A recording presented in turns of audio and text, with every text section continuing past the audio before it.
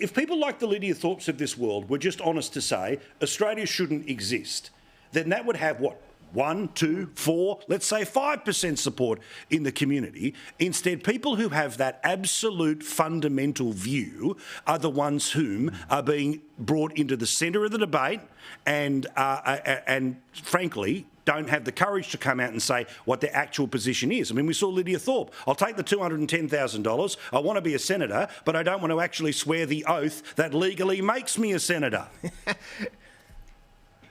But at least with Lydia Thorpe, and I'm not defending her here because she is a juvenile clown, at least she admits that she thinks Australia is illegitimate, that she says, her objection isn't just to Australia Day being on a certain date, 26th of January, it's the entire concept of Australia Day that she finds out. She's honest enough to say that. You compare that with Labor, where what they're pushing for is very much in line with most of the Greens members, and we heard the Prime Minister say this was or what always was, always will be Aboriginal land, which is a very divisive, loaded statement. It's not just this thing you say without it having all sorts of meaning, particularly when it's coming from the Prime Minister. So, you know what? I reckon she's more honest than most of the politicians pushing this voice on us and basically saying, if you've got any objections, if you've got any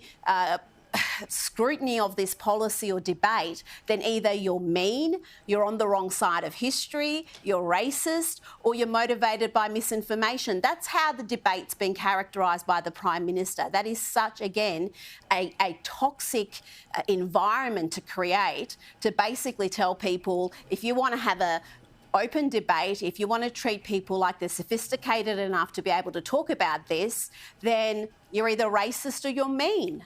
Yeah, I mean, really, is that what we've come down to? Yeah, and I'll give you two examples. As soon as the Prime Minister's speech, he finished his speech, and that night, I could not believe the racist comments that were made to me. And they call me Uncle Tom. They call me this, little pet Aboriginal. And this is. And this is supposed to bring us together. Yeah, correct. It's supposed to bring us together as a nation. It's supposed to. I just find that totally madness. And the other thing too is, you were talking earlier about the Melbourne City Council. You know what I can tell you in the Aboriginal community? We're sick of talking about Australia Day. We are sick to death of talking about Australia Day, and all these white people out there, this makes me laugh, who say, we feel, you're triggered. And I said, yes, we are triggered. We're triggered, bloody sick and tired of talking about it. You're a good man. We love you, Warren. Thank you so much. Rita, can I just say one thing? Please, yes. One thing just about the abuse Warren has copped. I've seen some of it that's been online, particularly on Twitter.